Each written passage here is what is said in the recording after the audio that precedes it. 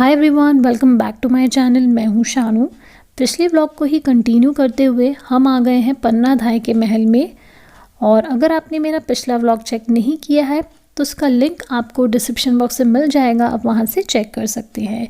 तो हम आ गए हैं पन्ना धाय और मीराबाई के महल में, और यहाँ पर आपको टिकट दिखाकर ही एंट्री मिलती है। वैसे आप सभी ने पन्ना धाय की कहानी अपने स्कूल की किताबों में ज़रूर पढ़ी होंगी, और यहाँ एंट्री पर आपको मिल जाती है कुछ बुक्स। अगर आपको चित्तौड़ किले के इतिहास के बारे में जानना है तो हम यहाँ से बुक्स परचेज़ कर सकते हैं। तो चलिए इस महल के अंदर जाते हैं और जानते हैं पन्ना धाय के बलिदान की कहानी। पन्ना धाय का जन्म 8 मार्च 1490 में चित्तौड़ के पास कमेरी गांव में हुआ था। पन्ना धाय किसी राज परिवार की सदस्य नहीं थी। पन्ना धाय राणा सांगा के बेटे राणा उदय सिंह की दाई माँ थी। पन्ना धाय के बेटे चंदन और राजकुमार उदय सिंह साथ साथ बड़े हुए थे। राजकुमार उदय सिंह को पन्ना ने अपने बेटे के समान पाला था। पन्ना धाय ने उदय सिंह की मां रानी कर्णावती की मृत्यु के बाद उनकी परवरिश करने का दायित्व संभाला था। उस समय राणा उदय सिंह की उम्र सिर्फ 6 साल थी। पन्ना ने पूरी लगन से बालक की परवरिश और सुरक्षा की। पन्ना चित्तौड़ के कुंभा महल में रहती थी।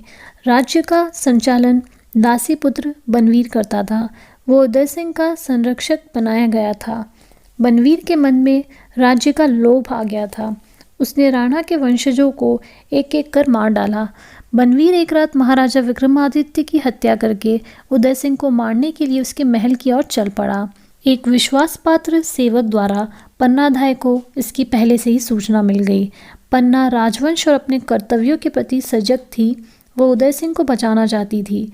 उसने उदय सिंह को एक बांस की टोकरी में सुलाकर उसे झूठी पत्तलों से ढककर एक विश्वासपात्र सेवक के साथ महल से बाहर भेज दिया। बनवीर को धोखा देने के उद्देश्य से अपने पुत्र को उदय सिंह के पलंग पर सुला दिया। बनवीर रक्त रंजित तलवार लिए उदय सिंह के कक्ष में आ गया और उसके बारे में पूछा। पन्ना ने उदय सिंह के पलंग की ओर संकेत किया जिस पर उसका पुत्र सोया था। बनवीर ने पन्ना के पुत्र को उदय सिंह समझकर मार डाला। पन्ना अपने पुत्र को अपनी आंखों के सामने मरता देखती रही और अपने आंसू भी नहीं बहा पाई ताकि बनवीर को पता ना चले। और बनवीर के जाने के बाद पन्ना ने अपने पुत्र को गले लगा लिया और खूब रोई। उसके बाद राजकुमार को एक सुरक्षित जगह ले जाने का निर्णय ले लिया। तो ऐसी थी पन्ना धाय और ये थी उनकी कहानी। इस कहानी को आपके साथ शेयर करने का मकसद सिर्फ यही था कि अगर हम किसी ऐतिहासिक जगह जाते हैं घूमने तो हमें थोड़ा बहुत इतिहास के बारे में पता होना चाहिए कि हम जिस जगह घूमने जा रहे हैं वहाँ का इतिहास क्या रहा है, वहाँ कैसे राजा महाराजा रहे हैं, वहाँ पर क्या क्या उन्होंने बलिदान दिया है, क्या उनकी कहानियाँ रही हैं। जैसे पन्ना धाय की कहानी मैंने आपको बताई, इस तरह की कहानियाँ आज के दौर में तो कभी हो ही नहीं सकती। लाइक अपने बेटे का बलिदान देकर किसी राजा के बेटे को जिसकी आप दाई माँ हैं उसे बचाना, ये बहुत बड़ी बात होती है जो आज के जनरेशन या आज के लोगों में नहीं है। और इस पॉइंट पर आकर हमें दिखाई देता है पूरा चित्तौड़गढ़ शहर जो कि काफ़ी सुंदर लगता है। और यहाँ आकर मेरी काफ़ी सारी स्कूल मेमोरीज ताज़ा हो गई। लाइक पहले क्या होता था, जब मैं स्कूल पिकनिक से आई थी तब ना इतना रश नहीं रहता था, और अब क्या हो गया, आज के टाइम पे ऐसा है कि लोग दूर दूर से आते हैं इस किले को देखने।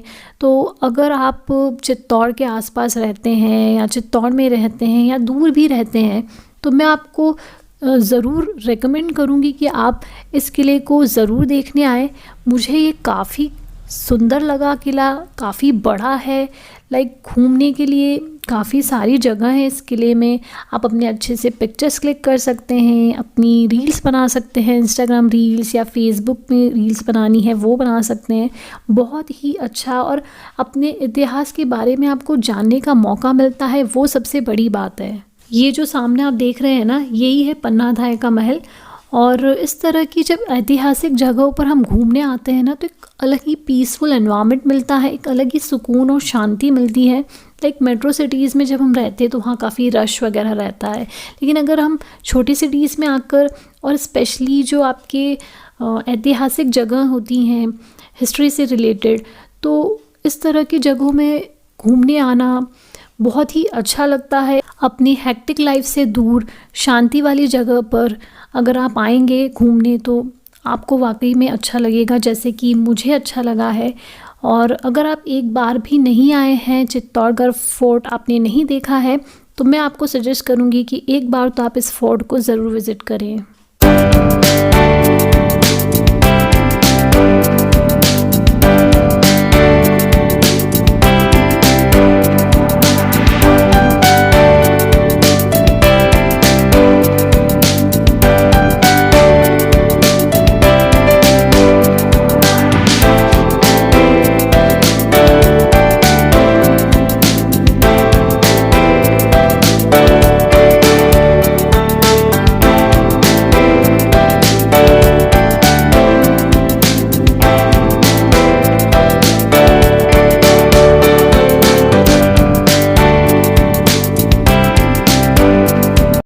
अब आ गया है टाइम पन्ना धाय के महल से निकलने का और हम फिर से बैठ गए ऑटो में आगे की चीज़ें एक्सप्लोर करने के लिए।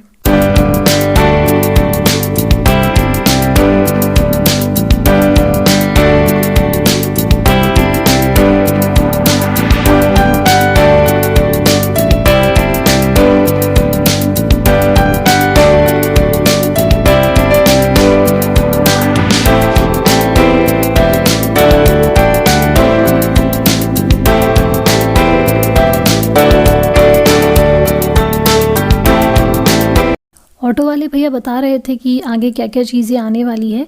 तो उससे पहले आया था ये म्यूज़ियम।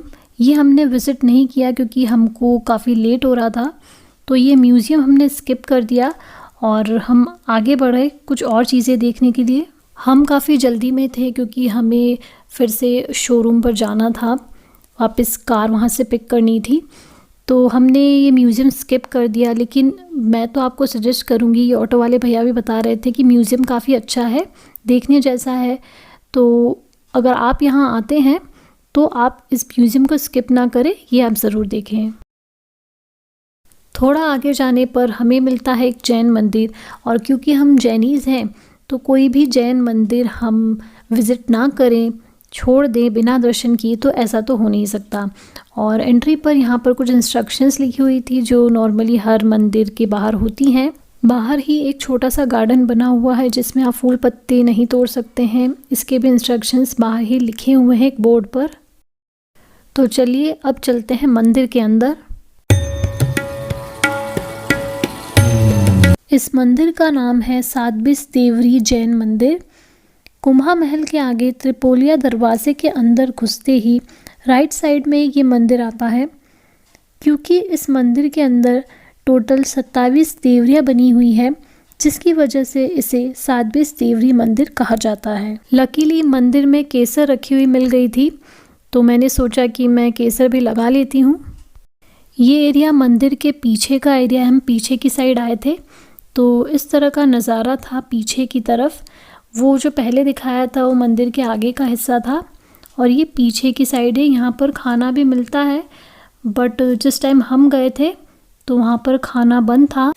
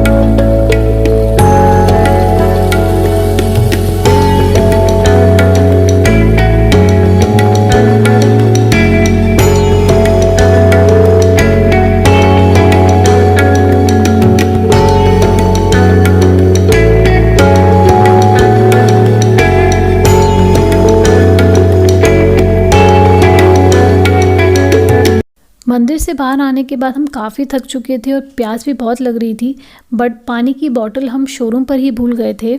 और मंदिर के सामने वाली साइड पर ये आंटी नींबू पानी दे रहे थे, तो हमने सोचा नींबू पानी पी लेते हैं और आंटी को 4 ग्लास नींबू पानी का ऑर्डर दे दिया।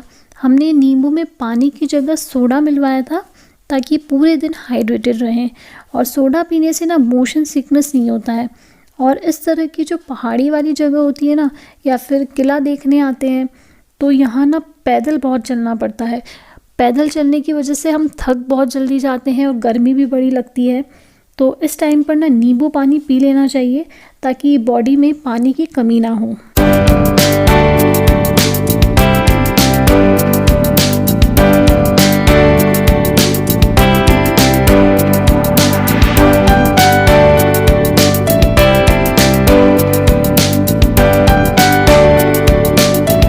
तो ये रहा हमारा नींबू पानी, और इसको पीते ही ना बड़ा अच्छा लगता है।